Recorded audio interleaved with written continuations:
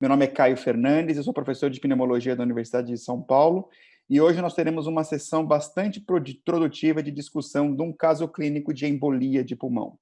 Para a realização desse evento, nós contamos com o apoio da Behringer e da GSK, e junto comigo eu tenho mais outros dois membros componentes do Departamento de Circulação Pulmonar da SBPT, o professor Frederico Tadeu Campos, coordenador da residência de pneumologia do Hospital Júlia Kubitschek e coordenador do serviço de pneumo do Hospital Madre Teresa, e o Dr. Daniel Vatig, coordenador do grupo de circulação pulmonar da UFRJ. Dois craques que vão mostrar para a gente como lidar com embolia de pulmão num caso complicado que eu trouxe aqui para a gente manejar hoje. Por favor, eu estimulo todos vocês a fazerem perguntas durante a apresentação com o nosso botãozinho aqui embaixo do Q&A, e fiquem à vontade para expressar todas as suas dúvidas, e no final do caso nós também abriremos para perguntas que possam surgir ao longo do evento. Então, sem mais delongas, permitam-me apresentar para vocês o caso clínico e pedir a colaboração do Daniel e do Fred. Bom, esses são os nossos conflitos de interesse com relação a esta apresentação. A ideia deste evento é discutir, através de um caso clínico, esses dois tópicos básicos. Como eu vou avaliar a gravidade de um paciente com embolia de pulmão e se eu devo ou não estender a anticoagulação do paciente após o tratamento inicial do tromboembolismo pulmonar agudo. Então, esse é o caso clínico. Nós contamos com um homem, 30 anos, um obeso, um paciente de 160 quilos, algo que a gente tem lidado cada vez mais na nossa realidade clínica. Ele chega com um quadro de 2 dias de dispneia aos mínimos esforços. A entrada ele estava taquicárdico, normotenso, um pouquinho taquipneico e estava hipoxêmico e apresentava algum edema de membros inferiores de forma bilateral. Então, era um paciente obeso que tinha sinais clínicos sugestivos de embolia de pulmão. Foram realizados alguns exames iniciais a entrada desse paciente na emergência. Então, ele apresentava-se com um dedímero bastante elevado de 6.700, creatinina de 1,21, um BNP de 25, uma troponina positiva por nosso laboratório de 0,53, uma saturação venosa baixa de 61%, com valor de lactato normal. Fred, boa noite, me ajuda aqui. Você acha que falta alguma coisa para a gente começar o manejo clínico desse paciente? Você queria algum outro exame laboratorial ou você está satisfeito com esses exames? Boa noite, Caio. Obrigado. Bom, essa situação, né, embolia pulmonar aguda, eu falo que é um dos desafios mais comuns na prática médica do internista, né? Eu falo que quando eu vou para o hospital, e eu vou todos os dias, entro e saio sem pensar em embolia pulmonar, alguma coisa errada aconteceu, porque embolia pulmonar é muito comum, né? E eu acho que, em relação aos exames, né, eu acho que nós temos aqui exames suficientes do ponto de vista laboratorial, né?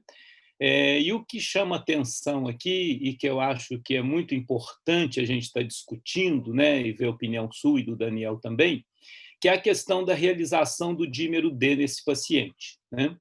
Então, o dímero D, como todos sabem, né, é um produto de degradação da fibrina, e que, quando eu vejo, né, há 20 anos atrás, a gente abordava a embolia pulmonar nos hospitais e a gente não tinha esse recurso, ele veio agregar muito à prática médica. Mas eu falo que o dímero D, muitas vezes, é um dos maiores fatores confusionais que nós temos no diagnóstico da embolia pulmonar, porque muitas vezes ele é mal pedido, né? A gente sabe que o dímero D ele altera com várias situações clínicas, como processos inflamatórios, infecciosos, neoplásicos, né? Então, eu acho que uma das coisas a se discutir nessa fase inicial é essa questão do dímero D, né? Um paciente que chega com esse quadro clínico, se nós formos fazer a estratificação de risco de Wells dele, ele ganha poucos pontos, né? Basicamente, ele tem uma frequência cardíaca aumentada, né? Uma pressão arterial limítrofe. Deixa eu te ajudar aqui, Fred. Espera aí, vamos lá. Sim, isso. Então, eu acho que é muito importante a gente estar discutindo o papel do dímero D nessa fase inicial do diagnóstico. Então, por quê? Porque hoje a gente sabe que o dímero D ele tem a principal indicação quando nós temos um paciente, principalmente com baixo risco, mas que você pensa em embolia pulmonar. Por quê? Porque se o dímero D vier negativo, você está excluindo a possibilidade da embolia pulmonar. Mas, em termos dos exames, eu acho que assim, são exames que me satisfazem, porque com eles eu assim, vou reforçar muito, né, a hipótese da embolia pulmonar, porque foi um dímero D extremamente elevado, né? Uma coisa também que nós temos que hoje estar muito atentos é para fazer a correção do dímero D de acordo com a idade do paciente, né? E o segundo aspecto é que, com os exames que vocês nos apresentam, dá para a gente começar também a fazer a próxima etapa, que é já começar a pensar na estratificação de risco, né? Então, eu acho que os exames estão bem pedidos e bem indicados. Daniel teria colhido o dímero D nesse caso? A tua impressão é que ele é um paciente de baixa probabilidade pré-clínica, pré-teste? Boa noite, Daniel. Boa noite, Caio, Fred, prazer aí estar com vocês. Sim, acho que o dímero D está muito bem pedido, depois eu queria fazer umas observações a respeito dele, mas, de qualquer maneira, puxa a tela anterior da apresentação clínica, Caio. Seu desejo é uma ordem. A gente já vê aqui que mesmo naturalmente a gente está num caso de trombolismo pulmonar, naturalmente, que eu digo pela seção de embolia pulmonar, a gente não tem um diagnóstico nesse momento aí. Iniciou o seu acompanhamento. De qualquer maneira, qualquer coisa que for, já acendeu uma luz vermelha, né? A gente já vê um paciente com IMC super elevado, dispneia aos mínimos esforços, frequência cardíaca de 120, saturação de O2 de 89%. Então, a gente já vê um cenário de gravidade, qualquer que seja o diagnóstico. Esse paciente pode ter infartado, esse paciente pode ter outras doenças, outros diagnósticos diferenciais de dor torácica ou de dispneia, que a gente julgar aqui, já acendeu uma luz vermelha aqui para isso. Isso assim, relembra a gente que essa é uma das situações, junto com outras, dentro do atendimento de urgência, né, que é a pessoa que trabalha lá na unidade de emergência, que o tratamento e o diagnóstico acabam se misturando um pouco. É por isso que é importante a gente ter um racional para conduzir esses pacientes, uma estrutura arrumadinha na gente, como é que vai ser o diagnóstico clínico, que exames eu vou pedir, numa sequência rápida, para que a gente possa ter um diagnóstico imediato e, ao mesmo tempo, já começar a tomar alguma providência. A gente está vendo um paciente que tem uma saturação de O2 de 89, que é uma frequência cardíaca de 120. Esse paciente você já vai deixar ele no repouso, instalar um oxigênio, fazer algumas providências, mesmo antes do diagnóstico. E mais adiante, obviamente, a gente pode até discutir o início do tratamento, quanto que a gente tem que ter de consistência diagnóstica. Nos exames de entrada, sim, o dímero D, é claro que tem um viés aqui, que nós estamos falando de embolia pulmonar, né? Já ajuda muito. Não sei se era o diagnóstico. Mas deixa eu ir na sua linha, Daniel. Deixa eu aproveitar o teu raciocínio, eu gostei muito dele. Vamos imaginar que você... Ok, a gente fez o dímero, mas você reconheceu que esse é um paciente bastante grave. Paciente de 160 quilos, é o limite de muitas tomografias para que a gente possa realizar o exame. Se você não conseguisse fazer a tomografia neste paciente, como é que você ia manejar, sendo que a tua hipótese diagnóstica inicial é embolia de pulmão? Você ia medicá-lo antes? Você ia pedir que exame por conta dessa limitação de peso? Não, medicá-lo, por enquanto, seria uma medicação da insuficiência renal, da insuficiência respiratória. Eu vou instalar o oxigênio, vou fazer medidas gerais, acessos venosos, né? Não propriamente o tratamento. E esse é um problema prático que você apontou aqui, né? 160 quilos, eventualmente, não passa muito bem dentro de um tomógrafo e, além disso, a gente está vendo um paciente que pode começar a ficar meio diaforético, meio agitado, meio desconfortável, não dá nem para fazer um exame de qualidade, né? Então, a gente já pode incluir outros exames nessa suspeita clínica. A gente vai analisar se os pacientes têm trombos aqui periféricos que a gente consiga detectar, né? Um Doppler de membros inferiores, ou seja, são exames aí factíveis aí em qualquer unidade de emergência, né? Qualquer unidade não, eu digo, são exames que não exigem aí não são exames invasivos e tal, né?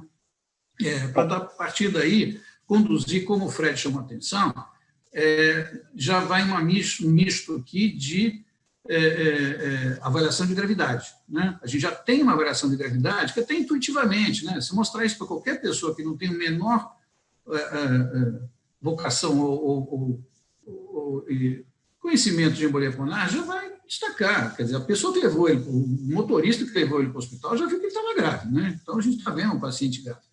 Agora, eu acho que é importante, dentro da embolia pulmonar, a gente organizar o pensamento para entender o que é gravidade e o que essa gravidade faz com que a gente tenha pressa para tratar, se a gente vai pesar mais a mão, se vai pesar menos a mão na hora de tratar. Acho que a gente vai discutir isso mais adiante, né? Fred? Abriu o microfone, Fred. Abre o microfone, Fred. Obrigado.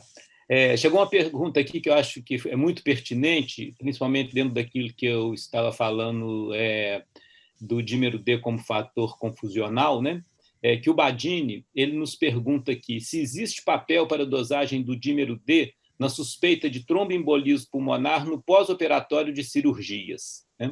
Então, eu acho que essa pergunta é interessante. Caio, dê sua opinião aí para a gente. Eu sei que já... Existe um papel, mas a gente tem que ser muito crítico na hora de fazer esta análise, né? A ideia do dedímero D é o valor preditivo negativo dele muito alto, como demonstrado aqui pelo algoritmo da ESC de 2019, baseado no Christopher Study. Se eu tenho uma situação de pós-operatório, esse dedímero vai vir naturalmente mais alto, ou seja, eu perco em valor preditivo negativo. Então, a capacidade que eu vou ter de discriminar a ausência de embolia com dedímero negativo, ela vai cair bastante. Então, você pode utilizar, mas lembre-se que esse exame vai vir mais alto, você vai fazer exames de uma forma mais... Em geral, no paciente de baixo risco, você consegue descartar a embolia de pulmão uma vez com dedímero a cada 3 vezes que você faz o exame.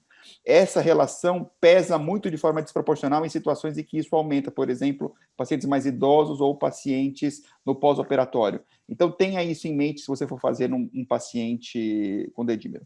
Daniel, quer comentar? Fica à vontade. Na verdade, você é um pouquinho, talvez até repetitivo com o que você disse, mas eu gostei da pergunta, porque pode ser útil fazer o dímero D se ele for negativo. Então, isso te ajuda nessa condução, né? Como o Caio já falou, o valor preditivo negativo dele é muito alto, então pode te ajudar nesse cenário. Ele sendo negativo, você dirigir seus esforços diagnósticos para outro lugar, né?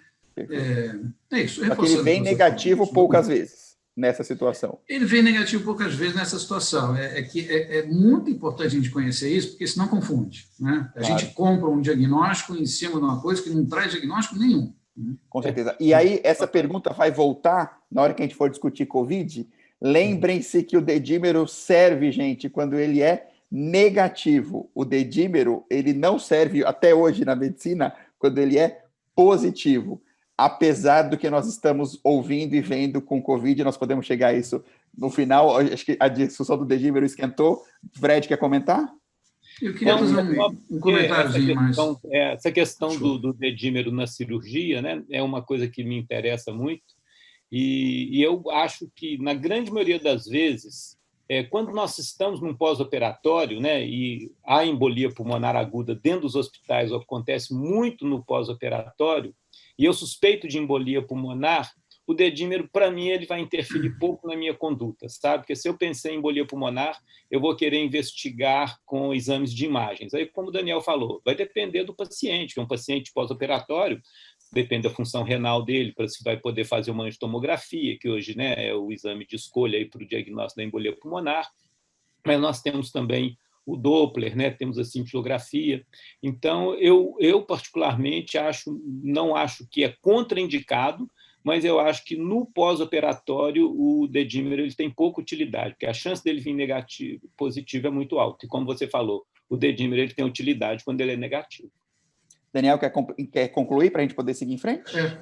Para poder seguir em frente, exatamente. Que, como a gente está numa época aí que só se fala em Covid, em pandemia, né? E o dímero D entrou no cenário, e vem uma pergunta a esse respeito agora, talvez a gente possa até deixar essa discussão para um momento, só para dar seguimento depois, no nosso caso, e o dímero D tem muita importância, só que a importância dele é mais prognóstica, mais enxergar o risco do que propriamente diagnóstico. Talvez a gente volte a isso depois e para poder conduzir o caso. Né? Vamos voltar sempre, que essa é uma discussão que eu particularmente gosto muito. Bom, esse paciente foi considerado como, a princípio, apesar de grave, como baixa probabilidade, fez o dedímero de acordo com o algoritmo da ESC, o dedímero veio positivo, ele vai realizar o exame de eleição para o diagnóstico de embolia de pulmão, uma angiotomografia de tórax. Então, aqui eu só trouxe 2 amostras da angiotomografia de tórax dele. Veja que é um TEP bastante grande, você tem ali uma falha de enchimento na artéria pulmonar direita e esquerda, e a gente já também deve avaliar, no momento da angiotomografia, a gravidade da repercussão dessa embolia, desse aumento de pós-carga no ventrículo direito, e eu noto que o ventrículo direito está maior do que o ventrículo esquerdo, tem uma relação VD-VE maior do que 0,8. Daniel já nos mostrou que é um paciente bastante grave, tanto pela apresentação clínica e também a apresentação tomográfica chama atenção.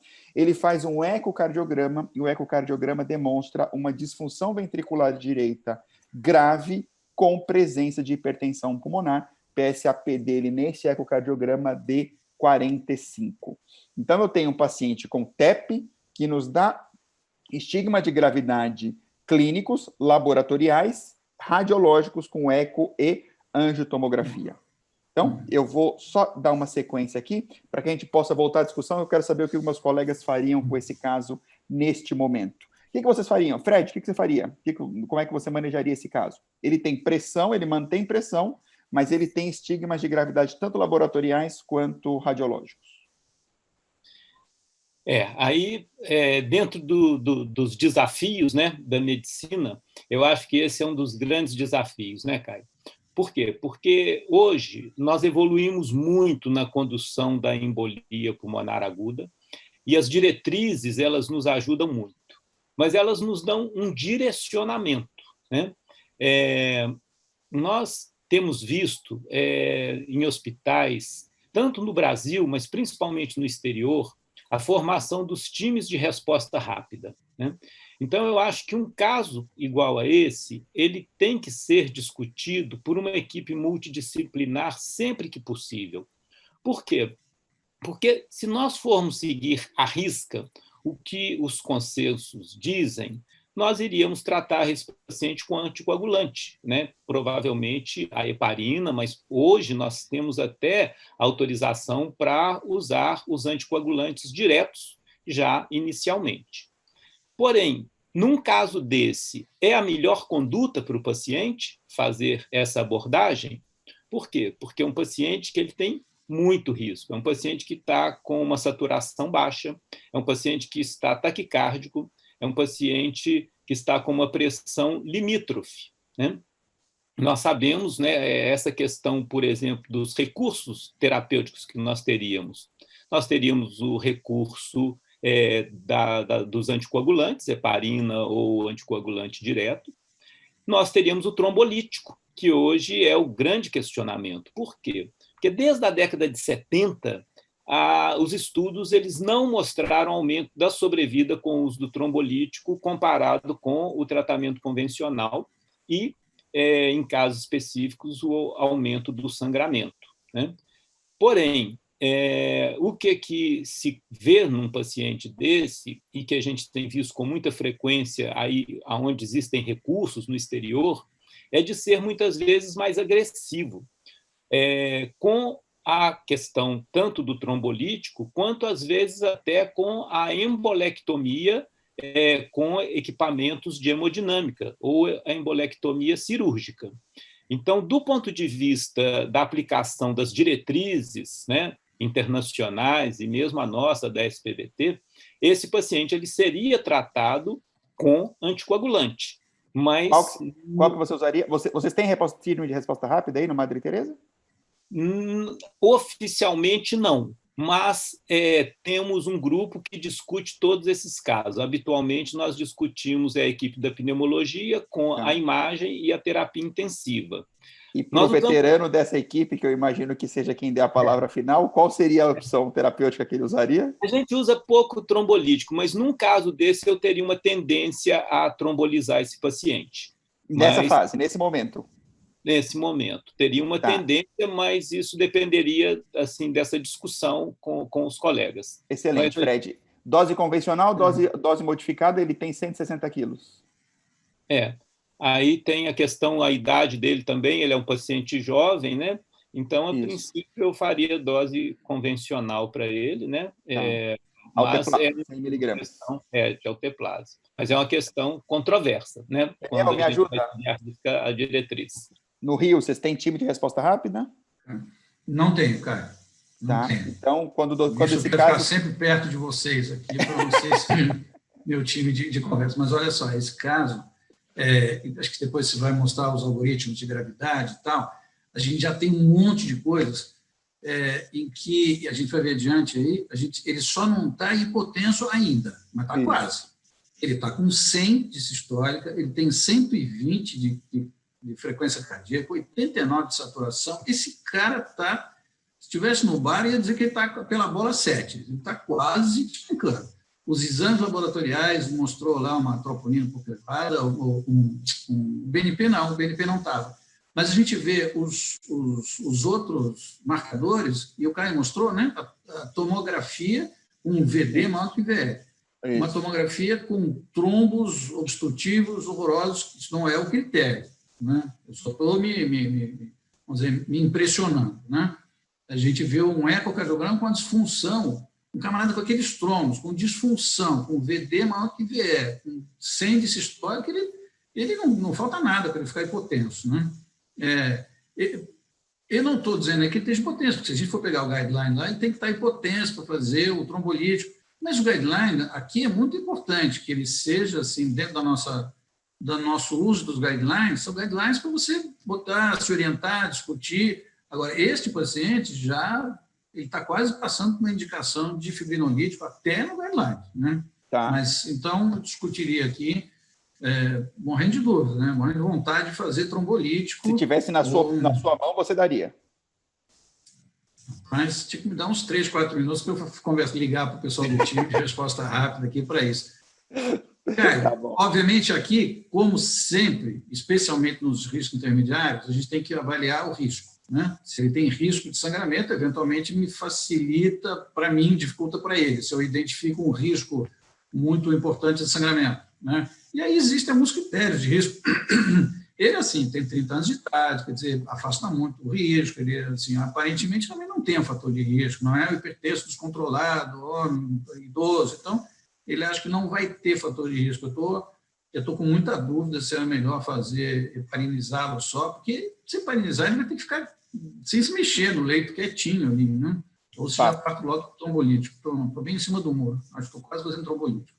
Perfeito. Então, vamos lá. Vamos entender o que está acontecendo com esse paciente, né? Então, nesse paciente e em todos os outros, o problema do TEP é a insuficiência ventricular direita. E por que essa insuficiência ventricular direita acontece? Então, aqui eu tenho um esquema de uma artéria pulmonar normal, complacente, veja, com a camada endotelial e íntima bastante delgada. E aí, quando acontece uma oclusão mecânica do vaso pelo coágulo, esse coágulo desperta algumas mediadores inflamatórios que geram vasoconstrição, e a obstrução mecânica e a vasoconstrição se refletem como aumento na pós-carga do ventrículo direito. Comparando a massa ventricular do ventrículo direito com o esquerdo, você vê que o ventrículo direito é muito mais fino, então ele não consegue reagir bem a aumentos agudos de pós-carga. Vamos dar uma olhada num paciente aqui do lado esquerdo com VD normal, e do lado direito, um paciente que tem um sistema hipertensivo na circulação pulmonar. Olha como o ventrículo direito dilata e comprime o ventrículo esquerdo. Olha como o septo balança. Olha o átrio direito dilatado aqui. Vamos olhar no corte sagital. Ventrículo direito anterior, ventrículo esquerdo posterior. Olha só a contração circunferencial do ventrículo esquerdo. Vamos olhar no paciente com hipertensão pulmonar. O ventrículo esquerdo está esmagado aqui. Ele não consegue funcionar direito porque o VD não deixa. Isso o que está acontecendo com o nosso paciente. No momento, essa ressonância não é do mesmo caso, mas é um exemplo ilustrativo. Como é que eu consigo predizer o desfecho clínico do meu paciente? Uma das formas é aplicando o score. O score clássico mais utilizado é o PESI, o Pulmonary Embolism Severity Index, da sua forma simplificada, que avalia 6 critérios: idade, sexo masculino, idade, doença pulmonar ou cardíaca, neoplasia, hipotensão, hipóxia ou hipotensão, hipóxia ou taquicardia. O nosso paciente ganhava 2 pontos. Se ele ganhar 1 ponto nesse score, ele tem o risco de morrer de 11%. Tá? Então, esse paciente ele não é de baixo risco, o Daniel já tinha matado isso logo de cara, mas quando eu aplico o SPS, isso fica muito bem documentado, eu sei que ele é um de risco intermediário. E o guideline da ESC nos recomenda que a gente faça estratificação de risco em camadas. Então, se o paciente está em alto risco, está chocado, eu tenho que proceder imediatamente à reperfusão do paciente. O paciente que não está chocado, mas tem estigmas positivos de sofrimento de VD, ou tem risco de sofrimento de VD, eu aplico o SPS, ele vem positivo, ele já é risco intermediário. Quem é risco intermediário alto? O nosso caso, que ele tem tanto alteração laboratorial quanto alteração de imagem. Esse paciente deve ir para a UTI. E o risco intermediário baixo é o paciente que só tem o score positivo e apenas um critério ou nenhum dos critérios. Baixo risco tem um score de risco positivo. Então, quando eu coloco em contato a estratificação de risco com a conduta, eu tenho os pacientes de alto risco irão para reperfusão, pacientes de risco intermediário alto vão para a UTI e serão anticoagulados, risco intermediário baixo, internação e anticoagulação, e baixo risco, tratamento eventualmente alta precoce e anticoagulação. Então, o nosso paciente está ali em risco intermediário, Daniel acha que ele já está com o pezinho no alto risco. A minha alternativa nesse caso, gente, foi seguir o guideline à risca, e a minha opção foi manter ele com heparina não fracionada e avaliar a evolução. Por quê? Porque apesar de eu reconhecer a gravidade, ele ainda não está chocado, eu sei que o VD dele está sofrendo, mas eu sei, dado ao estudo peito, que a chance desse paciente instabilizar existe, mas ela não é grande, ou ela não é tão grande a ponto de eu submetê-lo ao trombolítico nesta fase, pelo menos na minha interpretação. Então, acho super válida essa discussão, mas ao meu modo de ver, talvez a gente deva esperar um pouquinho para ver o que acontece. Bom, vamos em frente. Então, eu estou aqui na fase inicial do TEP, que é o período de maior risco para o meu paciente, que é quando o VD está sentindo o aumento da pós-carga e quando a recorrência da doença é maior. Vamos ver o que aconteceu com ele só anticoagulado. Então, ele foi anticoagulado com heparina não fracionada. Alguém usaria, se fosse optar por anticoagulá-lo, Daniel, você usaria heparina de baixo peso ou não? Usaria não fracionada? 100% que usaria heparina não fracionada. Tá, Fred? Esse paciente assim, desculpe, a justificativa para isso, né? Perdão, Daniel. Primeiro que eu estou com uma tendência, assim, eu estava quase usando o fibrinolítico, né? Então, usando a heparina não de baixo peso, porque esse paciente, eventualmente, tem que ter uma intervenção maior, a gente está entendendo que ainda a coisa está em andamento, não está na mão ainda, né? E eu estou vendo agora que você está mostrando aqui uns exames que até o BNP piorou, né? Muito coerente, né? Esse BNP piorando. Você vai descrever isso agora, né? Mas, assim, a resposta, heparina, infusão contínua e tal, 80 mg por peso. Você fez ajustes de dose? É muito fácil, né? 160 quilos. Exatamente. 80 miligramas. A recomendação foi essa. Começamos com 80 unidades e foi ajustando pelo TTPA. Tá bom. Fred, usaria heparina não fracionada, heparina de baixo peso? Não. Quando eu levo o paciente, porque eu acho que o único consenso que nós temos aqui é que o paciente tinha que ir para a UTI, né? O resto realmente é controverso, porque esses casos são controversos mesmo, né? Por isso que o time de resposta rápida ele tem que ser estimulado e tem que ser assim, tem que ter concretizado, né? Nós temos dois consensos, eu concordo com você nisso. Agora, com relação à heparina, quando eu levo o paciente para a UTI, normalmente eu coloco a heparina não fracionada. Eu evito a heparina de baixo peso molecular nos pacientes que estão na UTI. Essa é uma conduta que a gente uniformizou lá no hospital. Perfeito. Bom, vamos lá. Então, nós começamos com a heparina não fracionada. Então, Fred e Daniel já teriam tido a tendência de trombolizá-lo logo no início. Eu fui mais conservador, optei por heparinizar. E 48 horas após a heparinização, ele não tinha melhorado. Persistência da taquicardia, ele continuava muito taquicárdico, 120, 130, pequenos movimentos, essa frequência subia muito, era sinusal, mas ela subia muito. Ele ainda estava normotenso, mas os exames demonstravam alguma coisa que não estava indo bem para um cara de 30 anos, né? O D-dímero continuava elevado, a creatinina dele tinha piorado um pouquinho, o BNP subiu de forma considerável, a troponina também subiu de forma considerável, lembrando que a troponina tem uma cinética muito particular.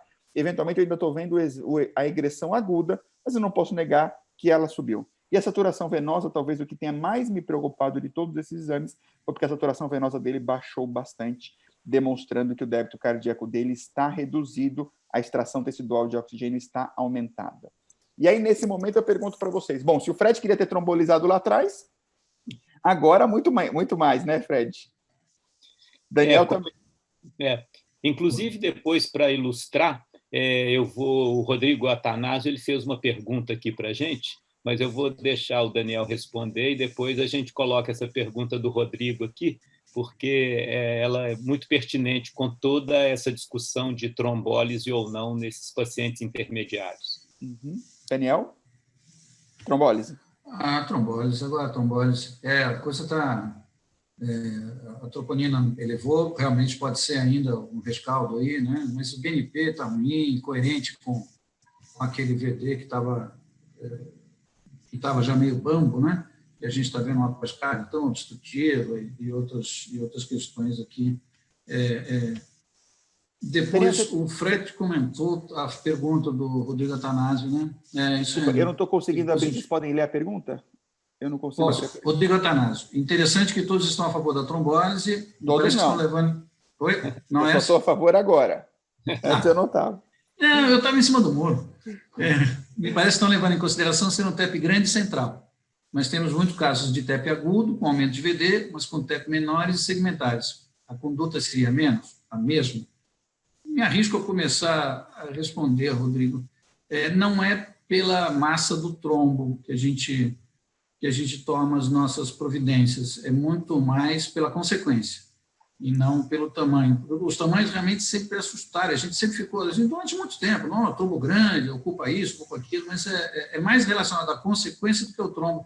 E tem uma explicação, talvez meio simplória demais, que depende um pouco de cada paciente. Se você pegar um paciente que tem hipertensão pulmonar, você tem um trombinho que pega 5% da sua árvore circulatória, já tem uma consequência de fazer disfunção do VD, tudo que a gente está vendo nesse paciente. E tem outros que não, né? Pegar um cara de 30 anos, mas que não fosse obeso, que não tivesse isso aqui, ele eventualmente obstrui um pulmão inteiro e nem por isso faz corpo pulmonar, como esse paciente está fazendo. Eu quero comentar a pergunta do Rodrigo, mas eu quero comentar daqui a pouco com a imagem do que aconteceu, que eu acho que ilustra bem essa resposta. Fred, você tem experiência com tenecteplase?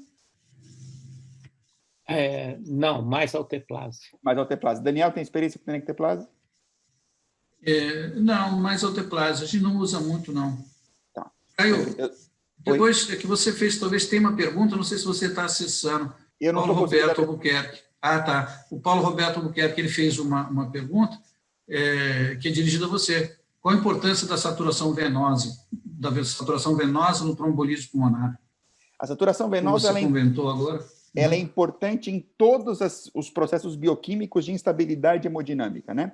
Ela nos mostra como é que está a extração tecidual de oxigênio. Então, quando eu tenho uma saturação venosa muito baixa, significa que o meu sangue está passando muito lentamente naquela periferia e o tecido está extraindo muito O2. Em outras palavras, ele é um marcador indireto de débito cardíaco reduzido. Então, seguindo na linha do que o Daniel estava querendo dizer, o VD está se mantendo perfusão sistêmica, mas às custas de muito sofrimento, e ele já está abrindo o bico. É isso que quer dizer. Tá? Então, quando você quiser avaliar a periferia do seu doente, uma saturação venosa central pode te ajudar bastante nesse sentido. Não só aqui no TEP, qualquer processo cardiovascular, ou mesmo no choque séptico, isso também é válido. Bom, vamos em frente. Então, aqui foi optado pela trombólise mesmo, foi caracterizado sim como deterioração clínica, e nós partimos para a trombólise com alteplase. Então, aqui é um algoritmo de quando fazer procedimento de reperfusão e que procedimento de reperfusão fazer.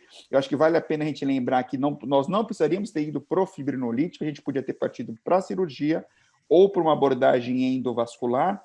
Problema da abordagem endovascular aqui no nosso meio é que a gente não dispõe exatamente dos equipamentos que o FDA permite isso, a gente faz sempre uma quebrada de galho, isso talvez não seja a melhor coisa para a circulação pulmonar, e as cirurgias, elas têm resultados muito bons, mas são cirurgias de porte muito grande, tem que ser alguém em um centro bastante apto para poder lidar com esses pacientes. Via de regra, o que a gente faz mesmo é o fibrinolítico sistêmico. Bom, foi feito alteplase nesse paciente, dose 100 miligramas por quilo padrão, e aqui à esquerda eu tenho a tomografia dele antes, e à direita eu tenho a tomografia dele 48 horas depois. Essa tomografia não precisava ter sido feita, foi solicitada por outro colega, mas aí, Rodrigo, eu volto para a tua pergunta,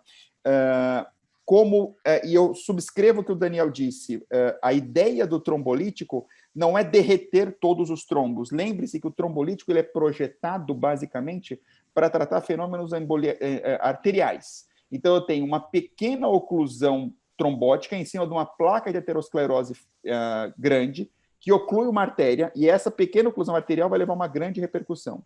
As tromboses, então, o trombolítico ele consegue derreter bem o trombo no fenômeno arterial.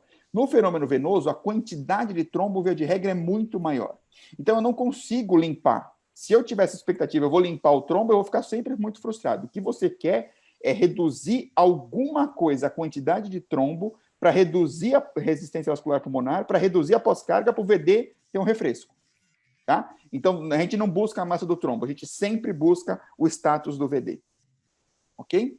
E esse paciente melhorou. Depois da trombólise com alteplase, ele se sentiu melhor, o pulso foi para 84, o dedímero caiu, a creatinina melhorou, provavelmente significando que a perfusão renal melhorou, o BNP baixou, a troponina, quer queira, quer não queira, baixou, e a saturação venosa subiu muito. Quer dizer, o débito cardíaco desse paciente provavelmente melhorou. Então, estamos satisfeitos com esta evolução. Só que, essas informações só logo em seguida, Caio?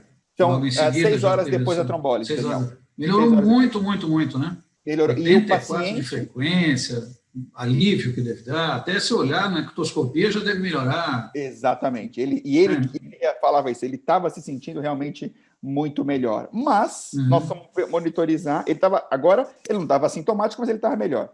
Quando a gente faz o eco para monitorizar, esse eco nos mostra uma surpresa.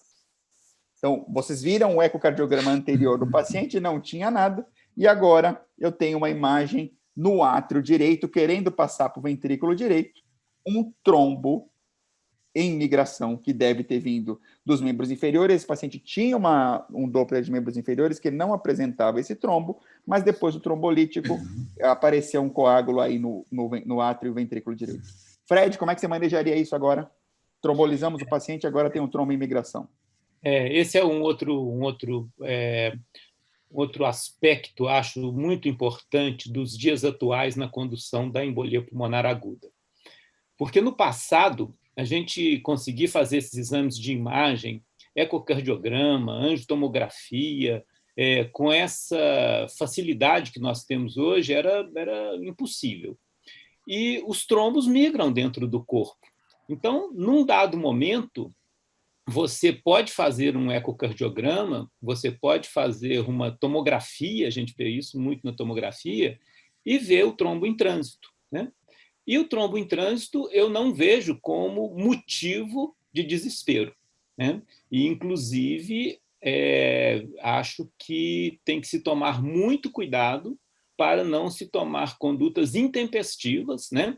Como procedimentos invasivos, cirúrgicos, que possam acarretar um risco para o paciente.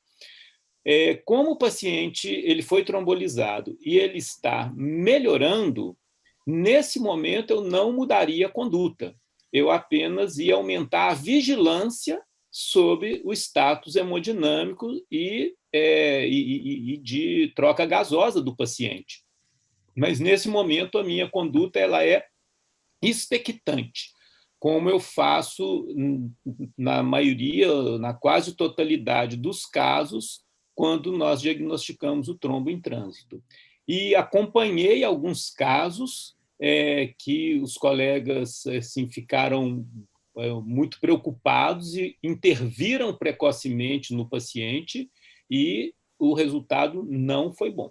Então, tomar muito cuidado, porque como se faz muito exame de imagem hoje, tanto ecocardiograma quanto angiotomografia, vamos nos deparar muito frequentemente com trombo em trânsito. Então, cuidado para não tomar condutas intempestivas. Fred, se esse ecocardiograma fosse o primeiro, você teria feito a trombólise ou você teria ido direto para a cirurgia? Pois é, esse é outro fator, né? Como aqui a gente lida com a embolia pulmonar crônica e estamos implantando a angioplastia pulmonar por balão, a gente tem tido a oportunidade de visitar outros centros, né? E nós temos visto, como você falou, com equipamentos adequados, principalmente para abordagem endovascular, uma abordagem mais agressiva dos pacientes com esse tipo de embolia pulmonar. Então, agora, recentemente, na Espanha, num serviço de embolização, onde eles mexem muito também, eles têm o equipamento adequado para a embolectomia por catéter, aí é uma outra situação. Agora, no caso do paciente, pelas condições do hospital que eu trabalho, ele só ia me reforçar mais uma vez de trombolizar esse paciente. Mas nós não temos hábito aqui de embolectomia cirúrgica. E a embolectomia por catéter, nós não temos o equipamento adequado. Então, a gente não realiza com frequência, apenas em alguns casos mais graves, mas o nosso equipamento não é aquele que é recomendado pelo FDA. Perfeito. Daniel? Olha, o cara, eu queria fazer uns comentários, sim. Esse ecocardiograma realmente introduziu uma nova questão, e nosso paciente estava indo tão bem, né, do ponto de vista, vamos dizer, da avaliação clínica, laboratorial dele, tinha melhorado bastante, aparece esse trombo. Apareceu isso de ruim, mas apareceram as coisas boas também, né? Deu uma recuperada nesse bebê aí especial, né? Excelente. Mudou totalmente a morfologia, a função, o negócio deu uma melhorada bárbara, né? E aí aparece um trombo em trânsito, né? É o nome desse trombo aí, que parece solto, né? Aí introduz outra questão. Para ver como o assunto é importante, a Sociedade Europeia fez até uma orientação para isso, não é um guideline, né? Um registro aí de trombo em coração direito. Né? Então, para você ver a importância que tem. E, a partir disso, também trouxe outros conhecimentos. Então, só voltando analogamente, quando a gente olhava uma tomografia 20 anos atrás e via um trombo enorme, né? Claro, trombo enorme sempre assusta, mas depois a gente vai ver que o trombo enorme, como lidar com esse trombo enorme. Agora a gente está vendo os trombos no coração direito. E o Fred falou, né? Hoje em dia, com os recursos mais aí refinados, elaborados de investigação, a gente acaba encontrando as coisas, né? E a gente precisa saber o que fazer com o que a gente encontra, né? Isso vamos dizer, nossos desafios aí. E aí eu estava dando uma olhada nos que os europeus aí, esse registro europeu estava falando. Então, tem algumas coisas que ajudam a gente a decidir esse ponto prático que a gente está agora. O que fazer com esse trombo aí, né? E aí, as opções. Não fazer nada, fazer uma nova trombólise, fazer uma cirurgia, fazer uma retirada hemodinâmica, enfim, os recursos aí que podem existir para abordar isso aí, né? Então, tem algumas informações que vieram desse registro que são legais, que eu estava revendo isso. Então, ele pega a presença de trombo, pode ser encontrada em 3% a 4% até das embolias pulmonares, é bastante.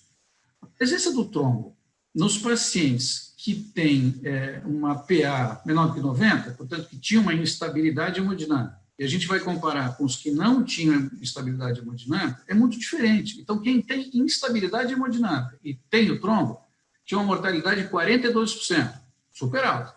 Quem tinha o trombo e era normotenso, ou seja, não tinha PA menor do que 90, tinha 12%. Então, 42% vezes 2%. Então, já vamos dizer, uma informação que é legal para a gente decidir, né? Que você comprar o risco de fazer um trombolítico, de não fazer nada, ou de fazer uma cirurgia, é bom que a gente tenha informações. Então, 42% para quem tinha PA menor que 90, 12% para quem não tinha isso.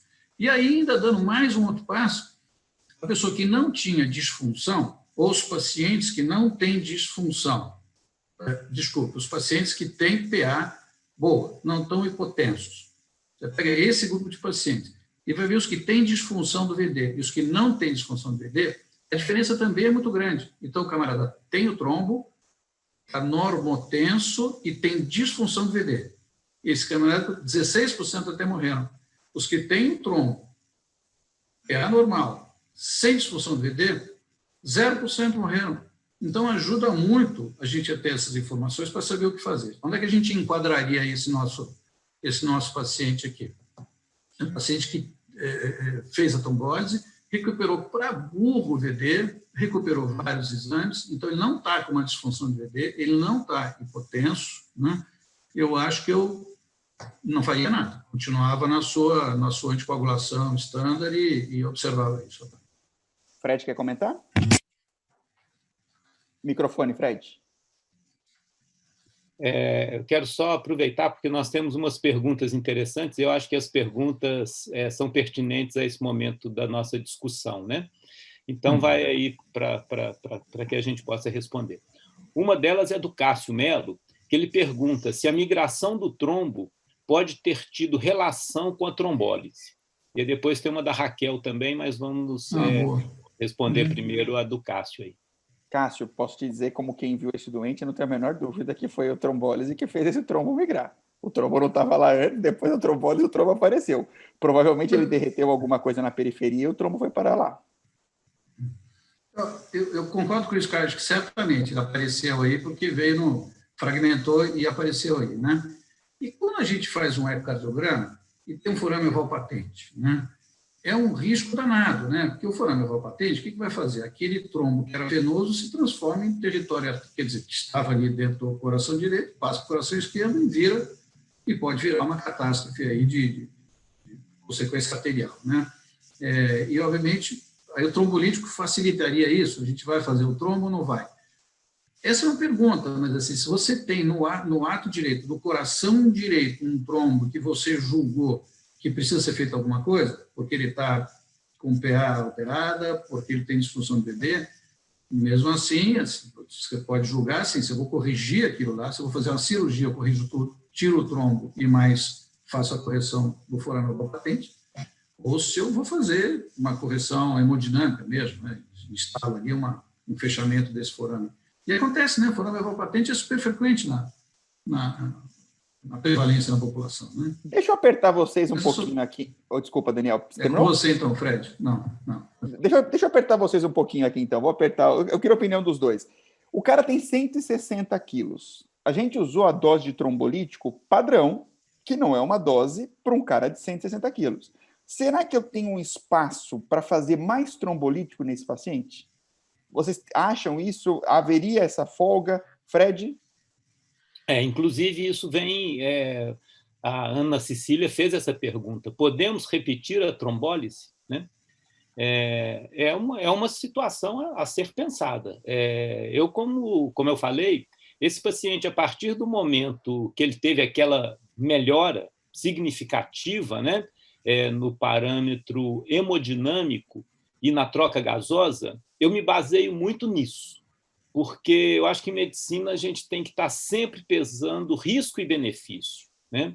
E nós sabemos que o trombolítico ele tem um risco maior de sangramento, apesar desse paciente ter 30 anos, mas ele é obeso, né?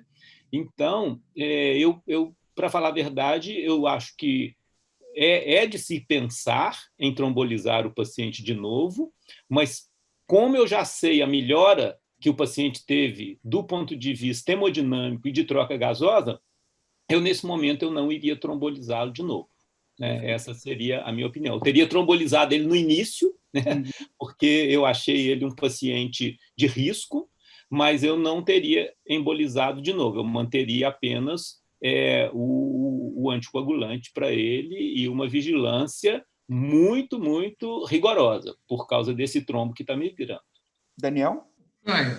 Não sei a sua ideia se você trombolizaria. Bom, a gente vai saber porque você fez o caso, né? Mas existe a trombose com dose menor. Você pode fazer uma... Mas ele já tomou 100. Já tomou 100. Isso. É verdade. Não, eu não trombolizaria de novo porque eu acho que ele não está precisando. Tá. Eu não estou só torcendo, eu estou tentando já o que existe de dados objetivos. É claro que isso aí pode não dar certo. O cara pode largar esse trombo aí e piorar tudo que tinha melhorado ou morrer disso. Mas, assim, não é um risco solto, né? Já diminuiu bastante o nosso empirismo aqui, sabendo que o VD melhorou bastante, ele não está hipotenso, não tem disfunção do VD, a gente já tem informações bastante objetivas para a conduta. Eu acho que não trombolizaria ele, não. Perfeito. Desculpe, só pegar a carona aqui, teve uma pergunta Claro. a respeito de até quando que pode ser feito em dias, né? Até quantos dias pode ser feito. Quanto mais a trombólise, eu vou assim, quanto mais precoce, menor, mas assim, de 6 até 14 dias é possível fazer a trombólise, com expectativas cada vez menores aí, né? Essa foi a pergunta da Raquel. Perfeito. Vamos em frente aqui. Você não está Você recebendo nenhuma pergunta, Caio? Desculpe. Não, Você não está recebendo? Quando eu encerrar aqui, eu consigo ver, mas eu não estou vendo nenhuma pergunta. Tem algumas perguntas aqui muito boas, mas eu acho que a gente poderia evoluir um Vamos pouquinho em frente? mais no caso, né? E Tá aí, bom, no final, tá a gente responde. Mas Se eu são ficar perguntas olhando esse Beleza. eco de novo, eu estou com medo que esse trombo migre na minha cara. Eu vou trocar aqui. Eu vou pular só para a gente ir em frente. Isso. Bom, e aí eu queria para vocês duas perguntas que eu acho que é o nosso último slide para que a gente possa abrir para uma discussão um pouco mais ampla. Então, a opção foi, tudo isso foi considerado, mas a opção foi heparinização EV e observação apenas, tá? E ele ficou bem. O ecocardiograma, depois de 7 dias, mostrou que esse trombo desapareceu. Espero que ele não tenha embolizado, ele deve ter sido reabsorvido. E aí a heparina foi substituída por um DOAC. E o planejamento, quando eu terminei esse caso, ele estava em planejamento de alta hospitalar. Então, eu vou começar com o Daniel agora. Eu queria perguntar se, você concorda que a conduta para esse caso agora, a melhor, é um DOAC? 2, qual o melhor DOAC? Qual você usaria? E 3, por quanto tempo? Aqui, desculpe, você está me ouvindo bem? Estou te ouvindo bem. Estou te ouvindo bem. Então, a pergunta é, num cara de Desculpe, 160... eu realmente não... Está me ouvindo, Daniel?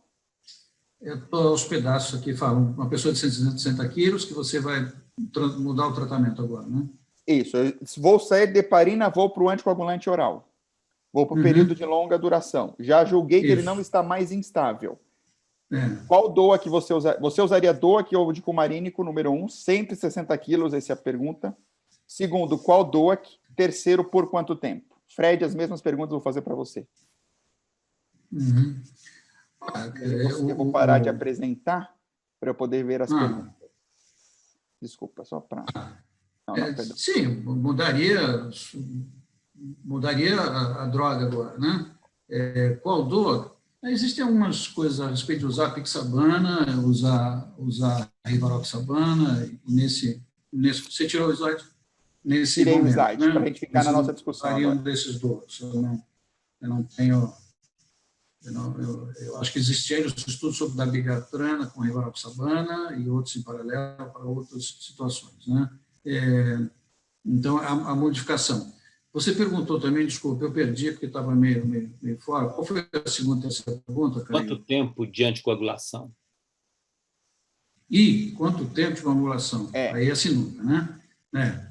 Talvez essa seja uma coisa um pouquinho mais assim, no mínimo 3 meses, né? Então, todo mundo, qualquer categoria que você enquadre o paciente, você vai ter que fazer pelo menos 3 meses de anticoagulação, né? Categoria que eu digo, se o paciente teve um motivo para ter o êmbolo e, portanto, teve uma razão para isso, se foi uma razão definitiva ou uma razão transitória só, ou se não tem razão nenhuma, que parece que no nosso caso, além de ser um paciente clínico de risco pela obesidade, então, esse, no mínimo, vai ficar 3 meses de tratamento e, certamente, esse paciente vai ficar mais tempo. A gente vai enquadrar ele numa pessoa sem um risco reconhecido por hora, né?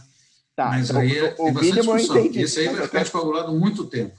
Tá ótimo, tá bom. Muito tempo, eu gostei mais do que no mínimo. Fred, me ajuda não, olha só, 3 meses, esse aí, honestamente, eu não vou descoagular menos que 1 ano esse cara. Quer dizer, com 3 meses, a gente vai sentar para conversar tudo de novo, e vai ter que ser, porque 3 meses é o critério de chamar de tratamento estendido ou não. Então, certamente, tem um tratamento estendido, e esse tratamento estendido pode ser dos 3 meses até o resto da vida, né? Tá. E aí a gente vai ter que discutir isso. Perfeito. Fred, dou aqui para 160 quilos, sim ou não? E qual? Sim. Bom, a tendência hoje tem sido usar os DOACs, né? Depois, eu acho que eu usaria DOAC nele, sim. E com relação à droga, eu acho que isso vai muito da experiência que a gente foi criando ao longo da vida, né? E pelo fato, né, da rivaroxabana ter sido a primeira droga, eu tenho já hoje uma familiaridade muito grande com ela. Como paciente, às vezes quando eu preciso de um paciente mais idoso, que eu tenho um risco de sangramento maior, eu escolho a pixabana, né? Mas nesse caso a minha tendência seria mais para a rivaroxabana. E com relação ao tempo, aí eu queria te fazer uma pergunta antes de responder. Ele foi considerado como uma embolia não provocada, apenas o fator de risco de obesidade. Bom, então, esse é outro fator que eu acho importantíssimo. Nunca menos de 6 meses eu anticoagularia esse paciente. Ele é jovem, ele tem 30 anos, né? Então, você manter uma anticoagulação ad eterno para um paciente desse é uma decisão muito impactante na vida do paciente, né? Mas a minha tendência seria manter essa anticoagulação por um tempo longo, e pode ser que eu não retirasse mais o anticoagulante desse paciente, a não ser que houvesse alguma mudança na vida dele, como, por exemplo, né, um emagrecimento, uma prática mais regular de atividade física, que eu não sei se ele manteria, mas a minha tendência é uma anticoagulação contínua, porque eu acho que esse paciente é de muito alto risco para novos fenômenos tromboembólicos. Ele a vida dele já foi salva uma vez, né? A gente não pode garantir que vai ser salva de novo. Perfeito. Agora vamos fazer um volta rápido aqui para a gente poder responder todas as perguntas. Tem aqui uma pergunta de alguém anônimo, pergunta como fica o atendimento fisioterápico nesse paciente enquanto ele estiver instável. Você não vai fazer, porque você tem risco de deslocar coágulos, mas quando ele estiver estável, após 24 horas de anticoagulação, você está liberado para fazer o atendimento fisioterápico. E aí, gente, vamos à pergunta do Fernando Guimarães de Maceió. Ele quer que a gente discuta um pouquinho, caso o assunto do momento, né, que é o Covid. Nós temos agora 15 minutos para encerrar o nosso webinar. Acho que vale a pena a gente começar a entrar na seara do Covid. Então, Covid e TEP, como é que eu faço com o dedímero com Covid e o TEP? E o que vocês estão fazendo na prática? Qual que é a recomendação que você dá para a nossa plateia? Daniel. Olha, eu vou assim, só repetir uma coisa que tinha dito antes. O dímero D, junto com outros vários marcadores, né, ele tem uma importância muito mais prognóstica, né? Então, definitivamente, é um determinante de risco. Esse é o dedímero. A pergunta, naturalmente, aqui é para saber como a gente valorizar com relação à anticoagulação, né? Então, sem discutir toda a fisiopatologia, mas as microtromboses, a inflamação arterial e tal, ele, de novo, tem um valor preditivo negativo importante. Então, só que a gente põe um ponto de corte em 1000. Então, abaixo de 1000 tem um valor preditivo negativo muito importante, né? É muito alto, quase 90% e muitos por cento de não ser trombose. Então, essa também é uma importância dele ser negativo. Eu acho que outros marcadores vão ter que entrar nisso aqui. Você vai ter que passar...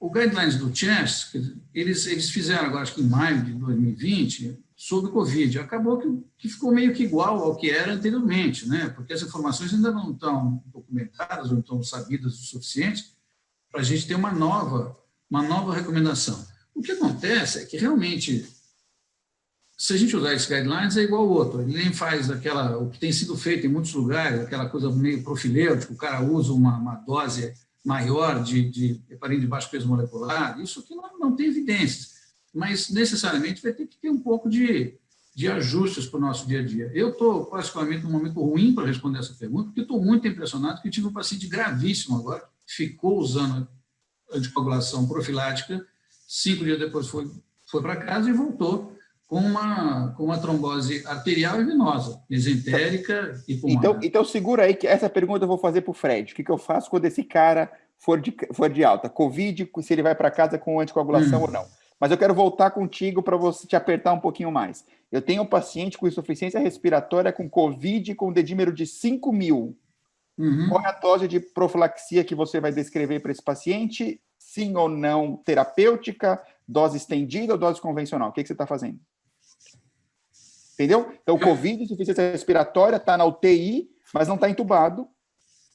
Você vai dar anticoagulação profilática, eu imagino, ou de profilática normal, profilaxia estendida, sei lá, 80 de 12, 40 de 12 em 12, ou você vai dar terapêutica plena, redimino elevado. Primeiro, eu vou, entendendo que eu vou submeter esse paciente, que tem um alto grau de desconfiança, eu vou ter que passar um filtro aí de diagnóstico de trombose Perfeito. Eu estou entendendo que você já pensou negativa. nisso, e a toma negativa, a ausência de trombos periféricos, nada que justificasse eu responder facilmente a você aqui, que era anticoagulação, né? Esse paciente, sem ter uma confirmação, até onde eu sei aqui, uma confirmação metodológica científica agora, eu faria uma profilaxia em dose mais elevada, né? Eu vou fazer 40, de 12 em 12, eu vou fazer de Clexane para esse paciente, né? Tá. Eu já volto com você para alta. Fred, mesma situação. Insuficiência respiratória, hipoxêmico, dedímero de 5.000, angiotomo negativa. Você dá o quê de profilaxia para esse doente? Bom, cara, eu acho que esse é o momento talvez mais crítico, né, desse nosso evento aqui, e que eu sinto uma responsabilidade enorme em responder essa pergunta. Por quê? Porque a Covid pegou todo mundo de surpresa, né? Então, tem 9 meses que essa doença surgiu no mundo, né? Nesse período, eu falo que nós estamos trocando a roda do carro com o carro andando, né? Então, nós temos a medicina baseada em evidência, a medicina baseada em medicina, em fisiopatologia, né?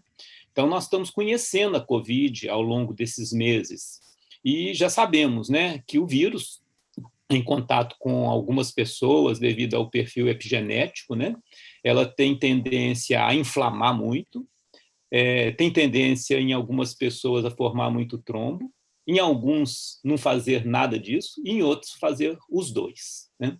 Bom, junto disso, no início, eu era mais conservador com relação ao uso do anticoagulante. E tive muitos casos que saíram de alta da Covid, pacientes assim com quadros moderados a grave de Covid, e que poucos dias depois voltaram com fenômenos tromboembólicos graves, né? Então, isso me fez mudar um pouco a minha conduta, mas eu não tenho embasamento de medicina baseada em evidência, né? Então, a conduta que nós estamos fazendo com relação aos nossos pacientes tem sido o seguinte: fazer estratificação de risco clínica, né, em termos de risco para fenômenos tromboembólicos. E o dímero D é um marcador que, nesse contexto, eu volto lá naquilo que eu falei no início da sua apresentação, quando esse paciente veio com um dímero D muito alto. Fenômenos inflamatórios, infecciosos, neoplásicos aumentam o dímero D. Então, o dímero D tem essa utilidade realmente para os casos de COVID, porque a COVID é uma doença infecciosa com um componente inflamatório muito grande. Então, produtos de degradação da fibrina vão estar circulando no sangue do paciente. Mas, de qualquer forma, a tendência tem sido pacientes com fatores de risco para tromboembolismo venoso e que apresentam um dímero D mais elevado, e aí esse ponto de corte nós não temos uma definição na literatura. Tem um estudo chinês que mostrou um aumento da incidência com um dímero D acima de 3.000, né? Mas quando a gente vê que o paciente ele tem uma tendência de ter um dímero D mais alto, nós fazemos, então, uma dose de anticoagulante, que pode ser ou a heparina de baixo peso molecular, ou, às vezes, até o próprio DOAC, terapêutico. E aqueles pacientes que não têm o dímero D alto... Então, né? Pera, deixa eu entender. Insuficiência respiratória, dedímero alto, internado, sem TEP, anticoagulado pleno. Temos, E quando o paciente não tem esses fatores, aí a anticoagulação clínica, né, de um paciente clínico, né, um paciente mais grave. Então, a gente tem usado essa conduta e é uma conduta polêmica. Por isso que, quando eu comecei a responder, eu falei que essa era a pergunta que você me fez, que eu sentia assim, mais responsabilidade em responder. Mas eu não posso falar aquilo que eu não estou fazendo, que o nosso grupo não está fazendo. Então, o nosso grupo está fazendo isso. E passível de críticas. Tá, então nós já voltamos, Daniel, já voltamos para saber quando ele faz de alta, eu quero saber o que você vai fazer quando você der alta para o seu doente, tá?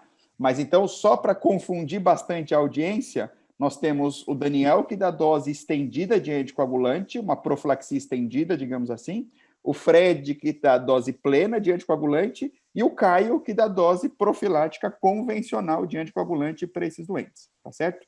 Então, o Fred já mostrou, o dedímero ele pode ser um marcador meramente inflamatório. Então, realmente, o trabalho chinês mostrou que em dedímeros acima de 3.000, isso aumenta a mortalidade. A gente sabe que a incidência de tromboembolismo venoso desses doentes é alta, em UTI ela chega a 30%, mas a gente não sabe se a dose estendida ou dose terapêutica consegue, evitar esses fenômenos trombóticos e, se o risco de sangramento desses doentes não vai fazer o preço que eu pago com a anticoagulação ser superior ao que eu faria com a anticoagulação profilática. Então, minha impressão é que, enquanto não houver um estudo randomizado que denote que essa conduta é adequada, eu ficaria ainda com os guidelines convencionais. É a mesma recomendação que a ISTH faz e a mesma recomendação que o American College of Cardiology faz nesses casos. Tá? Mas acho que todas as opiniões são válidas, porque é uma situação realmente muito difícil de discussão. E agora eu vou para outra situação difícil de discussão. Esse paciente vai embora.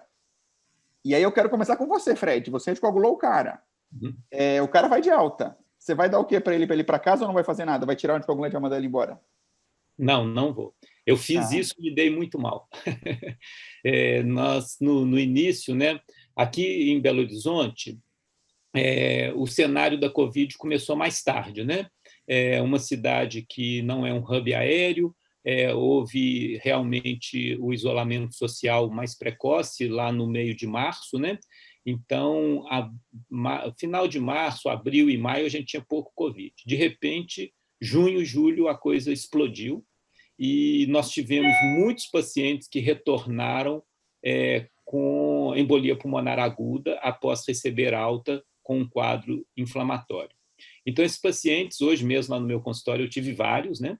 Eu tenho feito um retorno desses pacientes com uma semana no consultório, tenho feito o dímero D deles, e na maioria das vezes, como eu falo, não tem evidência porque a gente está fazendo, mas a maioria das vezes eu mantenho a anticoagulação na grande maioria dos pacientes, com DOACs por 30 dias. E um novo retorno quando eu vejo o paciente do ponto de vista clínico geral para dar alta, né? Então, todos os nossos pacientes, nós montamos, inclusive, 2 ambulatórios já de pós-Covid, né?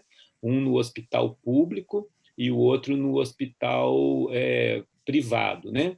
E hoje, Virgínia, que está aí comigo, nós estávamos lá no nosso ambulatório de circulação pulmonar e vamos escrever um protocolo para acompanhamento dos pacientes que tiveram diagnóstico de embolia pulmonar aguda.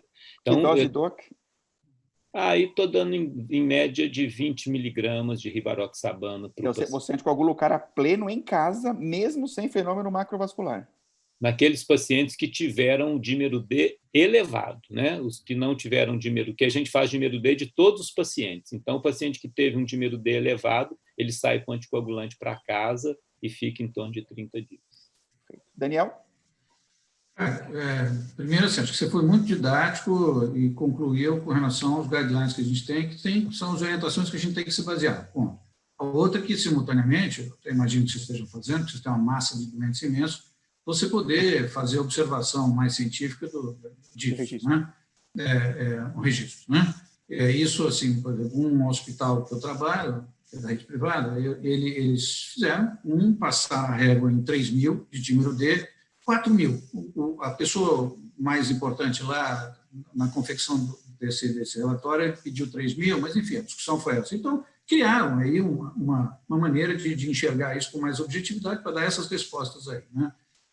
Então, você tem toda a razão. O que eu estou fazendo é uma experiência individual, não está sendo anticoagulado e está sendo feita uma heparina numa dose maior, que não. A base, a recomendação tem que ser essa mesmo que você citou. Bom, a outra coisa é que, quando você vai falar da alta, que é a sua pergunta, né, como fazer, eu acho que eu tenho medo de me enrolar um pouco, embaralhar as pernas aqui, porque eu já não tenho essa evidência e eu já estou fazendo uma heparina de baixo peso. E aí eu vou seguir mudando a terapêutica. Eu vou deixar anticoagular. Estou fazendo uma outra droga. É um outro mecanismo, outra coisa. Eu não sei nem exatamente o que eu estou fazendo. Será que vai dar certo isso? Será que eu estou tratando ele? Eu continuo tratando adequadamente? Não sei nem na primeira fase. Entendendo que eu não estou vendo lá um trombo, um coágulo, né, visível. Mas eu acho que, assim, a gente precisa juntar essas informações aí para ser melhor. Tem que se adotar uma conduta para que você possa observar o seu resultado. Perfeito. Eu já volto para você, Fred, deixa só eu colocar minha opinião também. Neste caso, pós-alta, a gente tem um pouquinho mais de evidência para deixar o anticoagulante, anticoagulante profilático, com os DOACs, com dose profilática, tá certo? Então, há 2 DOACs que estão aprovados com essa indicação nos Estados Unidos, quer dizer, são pacientes, não com Covid especificamente, mas são os pacientes que eles chamam de medically ill. São os pacientes que têm alguma intercorrência clínica, que foram internados por conta disso, e que têm alto risco de desenvolvimento de TVP ou TEP nos primeiros 30 dias após a alta. Então, esses pacientes, quando foram submetidos para rivaroxabana 10 ou betrixabana, que é um anticoagulante que a gente não tem aqui, nesses 30 dias, eles tiveram menos recorrência de trombose quando comparado com o grupo placebo. Isso não interferiu em mortalidade. E aí eu só queria chamar a atenção para vocês, é que nesse estudo eles também estratificaram por dedímero, tá? E o dedímero não conseguiu discriminar as duas cortes. Quando eles foram olhar só a corte que tinha dedímero alto, o estudo foi negativo. Quer dizer, dar o RIVA ou não dar foi igual na incidência de recorrência. Quando eles juntaram quem tinha dedímero positivo com dedímero negativo, aí sim eles conseguiram a diminuição de recorrência. Ou seja, claro que Covid é uma situação totalmente diferente, mas a evidência que a gente tem hoje para usar o dedímero positivo como indicação de anticoagulação, ela é uma evidência bastante complicada. Então, eu acho que a gente poderia, sim, na alta do paciente com Covid, e aí, Fred, eu acho que o paciente, só por ter a Covid, ele já é um paciente de alto risco de desenvolvimento de TVP ou TEP. Ela isolada, independente dele ser magro, gordo, fumar, não fumar, usar hormônio ou ser operado, porque a taxa de trombose é muito grande desses pacientes. Só por ter a Covid, a meu ver, já estaria justificado a indicação deste anticoagulante, mas, de novo, eu estou estendendo um pouco e forçando um pouco a barra com a indicação do Medical Ill. Agora, o fato é que nós temos alguns estudos em andamento que vão avaliar essa indicação em breve. Em breve nós vamos ter a resposta se essa conduta é melhor ou não. Fred queria comentar. Não, é só para chamar a atenção de mais um fenômeno que eu acho que tem sido muito interessante, que é explorar a tomografia, não só no aspecto, né, da doença inflamatória do pulmão, as lesões em vidro fosco, mas um sinal radiológico que é o sinal do alvo, né, que ele foi até descrito recentemente, que ele, assim, pode refletir uma endotelite, né? Então, essa doença COVID, ela afeta muito, né, o sistema circulatório, inclusive o endotélio, né, o que já tem sido visto aí em estudos de autópsia, né?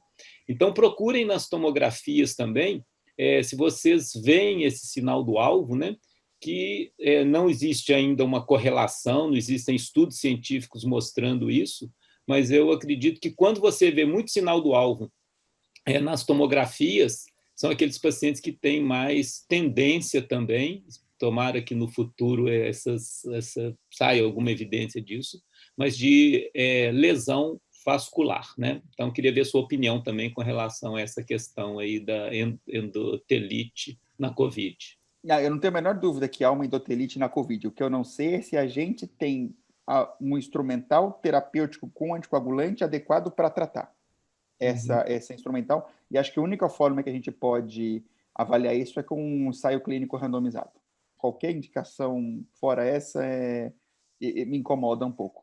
Gente, nós estamos chegando ao final do nosso evento. Eu tenho 2 perguntas mais, então eu vou pedir de bate-pronto o Fred e Daniel para responder, o Fernando Guimarães, e eu vou fazer a pergunta dele, porque eu me compadeço nessa situação. Obrigado pela resposta, mas continuo sem saber em pacientes jovens com dedímero elevado de 1.600 com Covid sem TEP. Fred, objetivamente, o que você faria? Jovem, Covid, 1.600 de dedímero internado. Esse paciente, a minha tendência é fazer profilaxia para ele durante o período de internação. O paciente mais jovem, porque ele não tem fatores de risco mais importantes. Que dose? A dose profilática, 40 miligramas. 40 uma vez. Isso, Daniel? O mesmo. 40 uma vez? O mesmo. Fernando, 40 uma vez também minha. Então, agora você tem a resposta, Fernando. Pode relaxar. Última pergunta, para a gente encerrar aqui. Uma pergunta para você. O que você fez nesse paciente aí? Com esse aqui? A alta dele. Não, ele foi... paciente. Anticoagulado, com dor, o que você escolheu? Ele foi de alta com edoxa. Ele foi de alta com edoxaban. Edoxaban, tá? A gente não tem a gente não tem nenhuma evidência para os DOACs no extremo de peso de nenhum deles. Para a TEV, essas situações são muito mal estudadas, eles foram um pouquinho melhores estudadas nos fenômenos arteriais, e parece que no fenômeno arterial a segurança na prevenção de recorrência é igual nos extremos de peso, tá? Mas eu entenderia quem quisesse dar dicumarínico para esse paciente, mas eu optei por edoxa. Última pergunta, no ambulatório pós-Covid, eu acho que essa pergunta pode ser tanto pós-Covid quanto sem ser pós-Covid. Vocês acompanham o dedímero para a suspensão dos DOACs? Então, eu tenho um paciente que estou usando DOAC por uma trombose por Covid ou sem ser por Covid. Fred, você usa o dedímero para suspender o anticoagulante? Sim. Então, se o dedímero baixa, você tira? Não. Aí depende de outros fatores, né?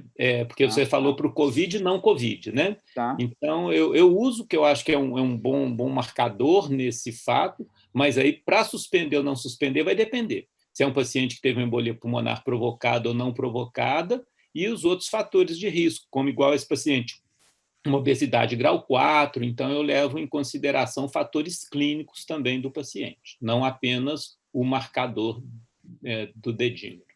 Daniel?